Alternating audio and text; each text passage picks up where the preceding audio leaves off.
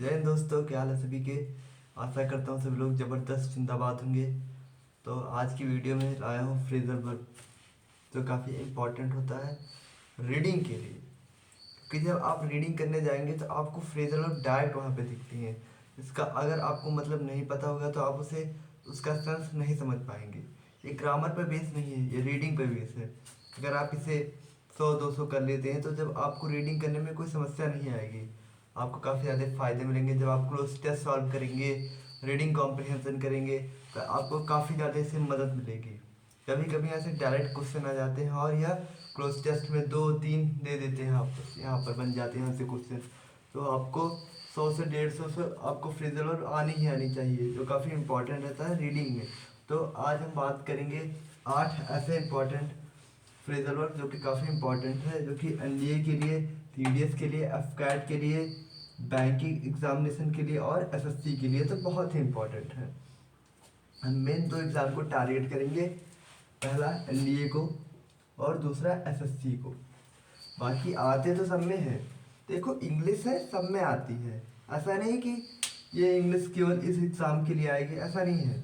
आपको सारे एग्ज़ाम में आएंगी, तो आपको पढ़ना ज़रूरी है। अगर आप इसे पढ़कर नहीं जाएंगे तो आप क्लोज टेस्ट नहीं कर पाएंगे। चाहे जितना आपको ग्रामर के रूल आते हो, नहीं कर पाएंगे जब तक आप इसे नहीं समझेंगे, है ना। तो आप कहीं से भी पढ़िए, फ्रेजल में आपको पढ़ना ही पड़ेगा। आप इसे छोड़कर एग्जाम में नहीं जा सकते। अगर आपको इंग्लिश में अच्छे स्कोर करना है तो स्टार्ट करते हैं। आज पहला फ्रेजल वर्ब है ब्लैक आउट। ब्लैक आउट का मतलब होता है, ब्लैक आउट का मतलब होता है बेहोश हो जाना, है ना। टू लूज कॉन्सिक्वेंस और मेमोरी, मतलब बेहोश हो जाना। हाँ, मैं आपको साथ में साथ एग्जाम्पल देके भी सिखाऊंगा। साथ में साथ मैंने एग्जाम्पल भी रख दिए हैं ताकि आपको अच्छे से समझ आ सके।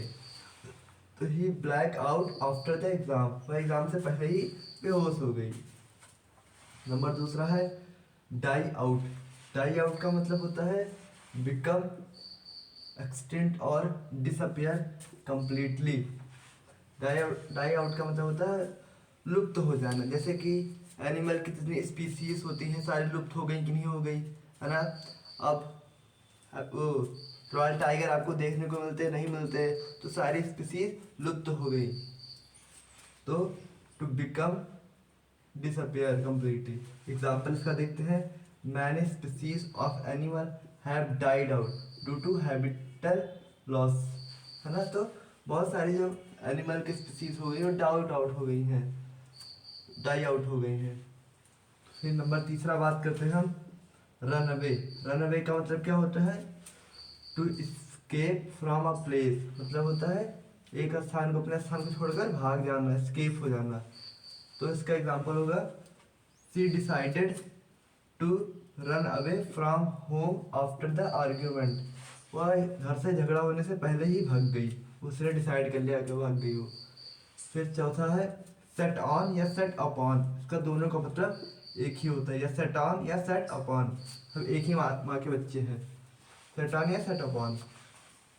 टू अटैक समवन, किसी के ऊपर झपट्टा मार देना, मतलब हमला कर देना। तो हमला करना, हमला करना। Example the lion set upon the girl. The lion set upon the girl. Lion ने गर्ल के ऊपर झपट्टा मार दिया, हमला कर दिया। पांचवा है रन इनटू। रन इनटू क्या होता है? जब आप अपने दोस्तों से अचानक मिल जाते हैं तो उसके लिए हम रन इनटू का उपयोग करते हैं। एग्जाम्पल के लिए टू मीट समवन अनएक्सपेक्टेडली, मतलब होता है अनएक्सपेक्टेडली, मतलब होता है अचानक से। मतलब इसका मतलब होता है आपको यहाँ पे वोकैब भी मिल जाएगी, अचानक, अनफॉर्चुनेटली इसे बोलते हैं। तो I ran into an old friend at the mall, मैंने अपने पुराने मित्रों से मॉल में मिला अचानक से। छठा है रन फॉर। रन फॉर का मतलब क्या होता है?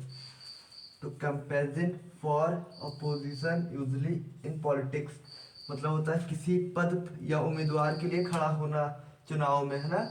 चुनाव में किसी पद या उम्मीदवार पर खड़ा होना के बोलते हैं हम रन फॉर।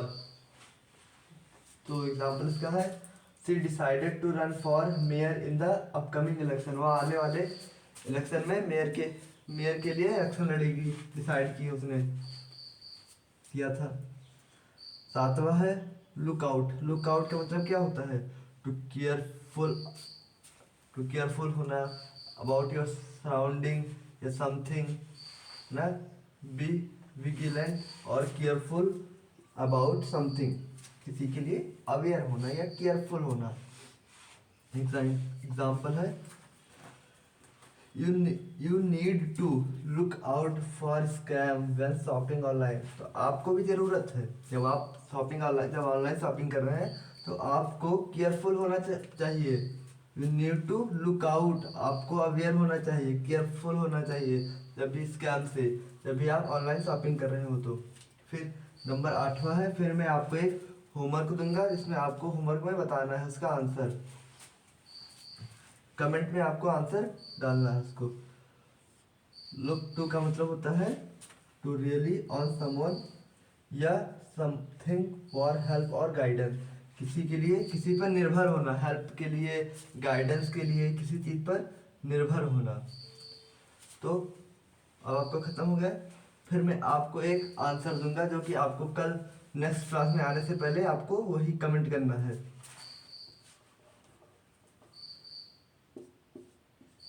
पुट आउट, इसका आपको फ्रेजल वर्ब बताना है। पुट आउट को इसका फ्रेजल वर्ब बताना है। तब तक के लिए जय हिंद जय भारत, मिलते हैं अगले वीडियो में। तब तक के लिए बने रहिए अपने YouTube channel defence classes Yemen पर। तब तक के लिए जय हिंद जय भारत।